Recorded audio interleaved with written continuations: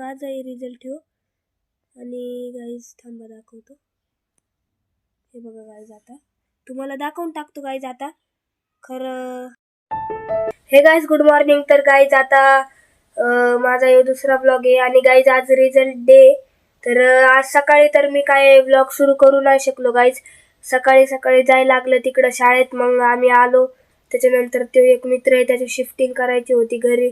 तो घर बदलत होता, तर मग त्याची शिफ्टिंग केली आणि त्याच्यामुळे वेळ झाला. आता मम्मी पप्पा गेलेत बाजारात म्हणतोय, सॉरी, बाजारात नाही गेलेत, दवाखान्यात गेलेत. तर आता म्हणजे मम्मीला माहिती मी ब्लॉगिंग करतो, पप्पाला माहित नाही. तर आता तुम्ही ते ऐकणार नाही गाईज. तुम्हाला ऐकायचं असेल की मार्क किती पडले. तर गाईज आता मी सांगतो मार्क किती पडलेत. पण गाईज आता माझा भाऊ पण गेलाय बाहेर. मित्र आलते अख्खे. तर माझा भाऊ गेलाय बाहेर आणि आता मी पण जातो थोड्या वेळात. तुम्हाला आता मार्क एकदा रिव्हील करून टाकतो आणि मग आपण जाऊ गाईज बाहेर. तर मी याच्यात ठेवलेत गाईज ते आमचे रिझल्ट. तर गाईज हे बघा गाईज, हे असं याचं ती काय प्रमाणपत्र आहे. तर यात म्हणजे आपण हे इयत्ता पास करून असं याचं काय 29 कलममध्ये लिहिलेलं आहे की सगळ्यांनी आपलं शिक्षण पूर्ण करायचं.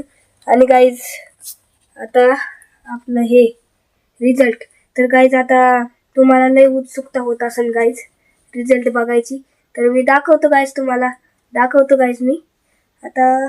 थांबा, म्हणजे तसं तर आमच्या दोघांना पण सेमच मार्क पडलेत गाईज. हे बघा, थांबा गाईज 1 मिनिट. हा गाईज आता बघा, हे बघा असे मार्क पडलेत. आणि गाईज मी हे मार्क लपवून ठेवतो टोटल. आणि गाईज हे बघा सेमच मार्क पडलेत. हे माझा हे रिझल्ट ठेव आणि गाईज थांबा दाखवतो. हे बघा गाईज, आता तुम्हाला दाखवून टाकतो गाईज आता खरं. आता हे बघा 55.27 तर आपला रिव्हील झालाय. सेमच आहे आमचं दोघांचा पण रिझल्ट. हे बघा इथं थोडेसे असे मार्कमध्ये डिफरंट आहे गाईज. हे बघा, आणि किमान आवश्यक गुण 21 पाहिजे होते. तर आम्ही ऑल क्लिअर आहे गाईज, बघून घ्या. हे बघा एवढे 9 विषय होते आणि 55.27.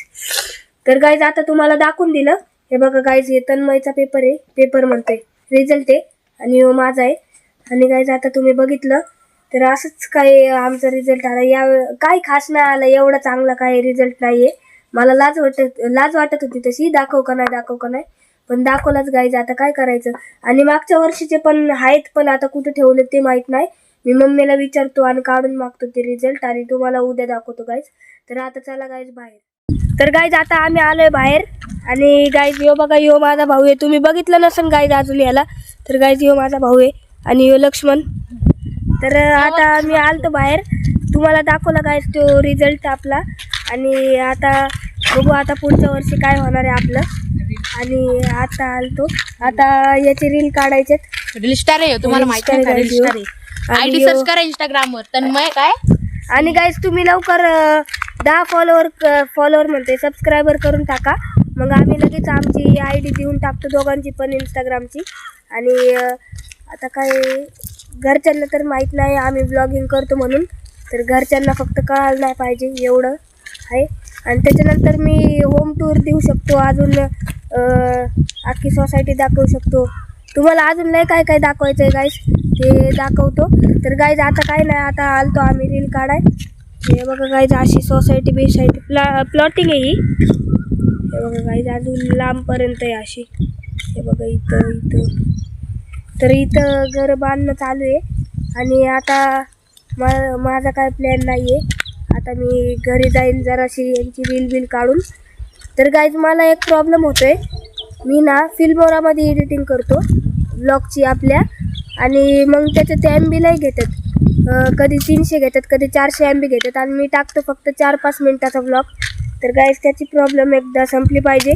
मग आपण 10-11 मिनटाचा पण टाकू. आणि आमच्याकडं काय वायफाय नाही आहे, 1 GBचाच डेटा प्लॅन आहे.